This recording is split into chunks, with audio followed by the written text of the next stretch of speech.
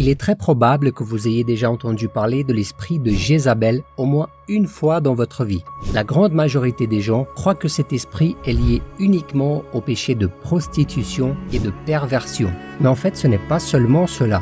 L'esprit de Jézabel présente de nombreuses caractéristiques qui entravent la croissance de l'Église et éloignent les gens de la présence de Dieu. Et vous vous demandez peut-être, mais qui était Jézabel? Jézabel est considérée comme la pire femme de tout l'Ancien Testament. Elle était mariée au roi Akab et a introduit en Israël des pratiques païennes qui ont fortement déplu à Dieu. Elle a été une très mauvaise reine qui a encouragé l'idolâtrie et a tué de nombreux prophètes. En plus de convaincre son mari d'adorer un autre Dieu que le Seigneur, elle a soutenu 850 prophètes des dieux, Baal et Astarté. Ces prophètes faisaient des rituels détestables provoquant la colère de Dieu. Le mal qui habitait le cœur de Jézabel était si grand et si fort que même Élie, l'un des plus grands et des plus importants prophètes jamais préparés par Dieu, a fui par peur des menaces de cette femme et a même demandé au Seigneur de lui enlever sa vie. Lisons ensemble ce que la Bible nous dit à ce sujet. Voyant cela, Élie se leva et partit pour sauver sa vie. Il arriva à Beersheba, une ville qui appartient à Juda, et il y laissa son serviteur. Quant à lui, il marcha toute une journée dans le désert, puis il s'assit sous un genêt et demanda la mort en disant « C'est assez. Maintenant, Éternel, prends-moi la vie, car je ne suis pas meilleur que mes ancêtres. » Mais Jézabel a été punie. Dieu a rempli Élie de courage, et il est alors revenu et a prophétisé que cette femme mourrait d'une mort sanglante et que les chiens mangeraient son cadavre. Et c'est exactement ce qui s'est passé. La Bible raconte qu'un homme nommé Jéhu a tué le fils de Jézabel et à cause de cela, elle l'a défié. Jéhu a donc envoyé ses hommes pour la tuer. Ils ont pris d'assaut le palais et ont jeté Jézabel par la fenêtre. Jéhu a écrasé alors la femme avec ses chevaux et lorsqu'ils allèrent enterrer Jézabel, ils n'ont trouvé que son crâne, ses pieds et ses mains, car les chiens avaient déjà mangé tout le reste. L'attitude de Jézabel à l'égard du peuple de Dieu était si destructive que son nom a été adopté par un esprit maléfique très puissant qui a pour seul objectif de détruire l'autorité de Dieu et sa cible préférée est l'Église. Malheureusement, dans presque tous les chrétiens, il y a une Jézabel qui trompe les gens et entrave leur croissance spirituelle. Et Dieu veut nous utiliser pour vaincre le mauvais esprit afin que son peuple puisse être béni. Mais comment savoir si l'esprit de Jézabel habite parmi nous?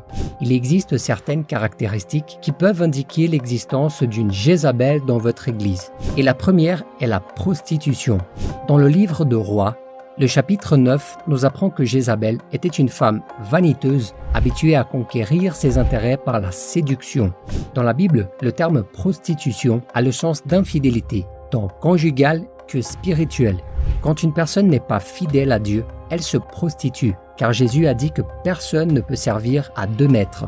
Et Jézabel pratiquait à la fois la prostitution en trahissant son mari et la sorcellerie en trahissant le Dieu d'Israël.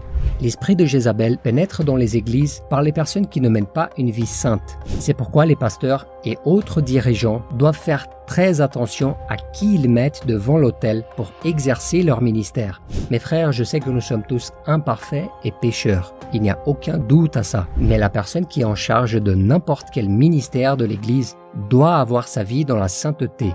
Une personne qui est dans le péché de la fornication, par exemple, ou de la prostitution, n'est pas prête à diriger quoi que ce soit dans l'Église, car elle a besoin d'être restaurée avant. Et nous devons le faire avec amour et beaucoup de patience, en n'exposant jamais cette personne en public. Et en dehors de cette situation, il y a toujours une prostitution spirituelle. De nombreux membres de l'Église sont rebelles à la communauté où ils se réunissent. Les gens comme ça sautent de branche en branche à la recherche d'un endroit où il y a quelqu'un qui leur plaît, un environnement qui leur plaît, et ils cherchent chaque jour une église et un pasteur qui fassent leur volonté. Et lorsqu'ils ne sont pas satisfaits, ils créent des intrigues afin de nuire aux dirigeants. La deuxième caractéristique de l'esprit de Jézabel est l'idolâtrie.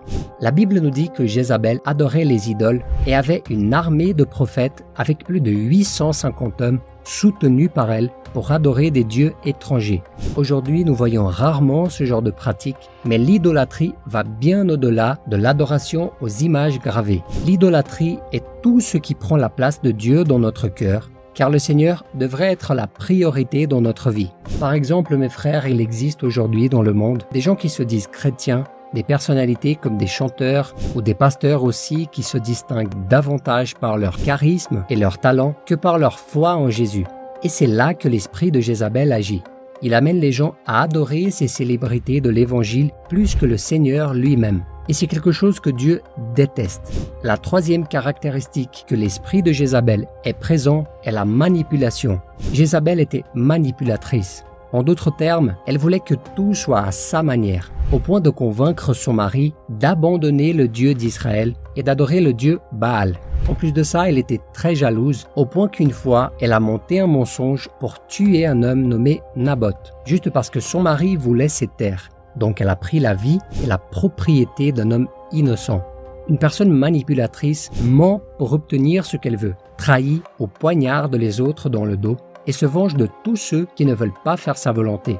L'esprit de Jézabel pénètre dans de nombreuses églises par des personnes qui veulent tout contrôler. Quelquefois, certaines de ces personnes occupent déjà des positions d'autorité sur le plan professionnel dans la société et elles le reflètent au sein de l'Église en pensant qu'elles peuvent donner des ordres aux frères comme s'ils étaient un employé ou un subordonné quelconque au travail. Mes frères, l'Église n'est pas un lieu pour maltraiter qui que ce soit, mais plutôt un lieu pour montrer de l'amour et de la camaraderie.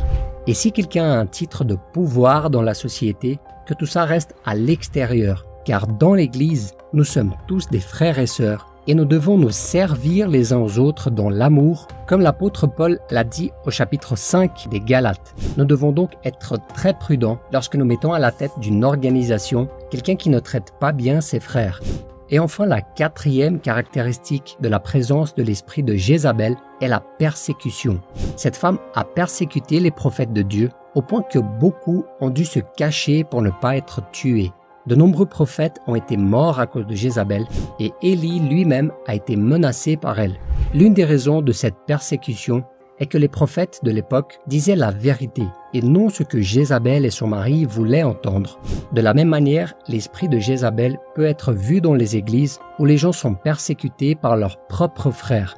Il y a des églises, mes frères, où tout est déjà si stabilisé et contrôlé que lorsqu'un homme et une femme de Dieu proposent des changements, ils sont persécutés.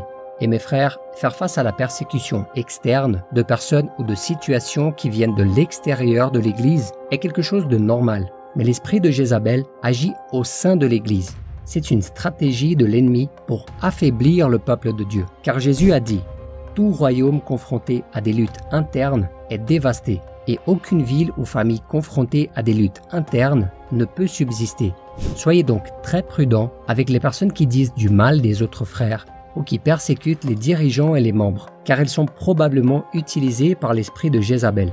Je sais que nous ne devons pas être d'accord avec tout ce que nous voyons et entendons dans l'Église, mais Dieu nous appelle à intercéder et à exhorter si nécessaire, sans jamais provoquer de division ou de querelle. Et comme nous l'avons vu au début de la vidéo, la fin de la vie de Jézabel a été terrible. De plus, dans le livre de l'Apocalypse, Jésus donne un avertissement à l'église de Thyatire parce qu'elle tolérait cet esprit de Jézabel parmi son peuple. Lisons ce qui est écrit. « Je connais tes œuvres, ton amour, ta foi, ton service et ta persévérance. Je sais que tes dernières œuvres sont plus nombreuses que les premières, mais ce que j'ai contre toi, c'est que tu laisses faire Jézabel, cette femme qui se prétend prophétesse. Elle enseigne et égare mes serviteurs pour qu'ils se livrent à l'immoralité sexuelle et mangent des viandes sacrifiées aux idoles. Je lui ai donné du temps pour changer d'attitude, mais elle ne veut pas se détourner de son immoralité. Voici, je vais la jeter sur un lit et envoyer un grand tourment à ceux qui commettent adultère avec elle. S'ils ne se répandent pas de leurs œuvres, je frapperai de mort ses enfants, et toutes les églises reconnaîtront que je suis celui qui examine les reins et les cœurs. Et je traiterai chacun de vous conformément à ses œuvres. Donc si dans votre église, il y a quelqu'un qui présente ces caractéristiques, commencez à prier pour cette personne, car elle est peut-être dominée par un esprit démoniaque qui doit être chassé. Mais veillez à ce que l'ennemi ne vous utilise pas non plus pour faire des ragots et calomnier cette personne. Demandez de la sagesse à Dieu pour faire ce qui doit être fait. L'amour est l'accomplissement de la loi, et en tant que chrétiens, nous devons rechercher la paix avant tout. Beaucoup de ces personnes sont simplement des religieux qui n'ont pas encore eu une véritable expérience avec le Seigneur et ont besoin que nous les bénissions. Mais si la personne n'accepte pas d'être traitée, mes frères, alors il n'y a rien à faire. La Bible est très claire sur ce que Dieu fera à ceux qui laissent un esprit démoniaque diriger leur vie. Le psalmiste a écrit « Voilà pourquoi les méchants ne résistent pas lors du jugement, ni les pécheurs dans l'assemblée des justes. En effet, l'Éternel connaît les voies des justes, mais la voie des méchants mène à la ruine. » N'oubliez pas de laisser votre opinion dans les commentaires. Si vous avez aimé ce message, partagez-le avec vos amis et votre famille et abonnez-vous à la chaîne. Regardez aussi ces autres vidéos que nous avons laissées en recommandation. Je suis sûr qu'elles contiennent des messages indispensables pour votre vie spirituelle. Que Dieu vous bénisse, je vous attends dans la prochaine vidéo.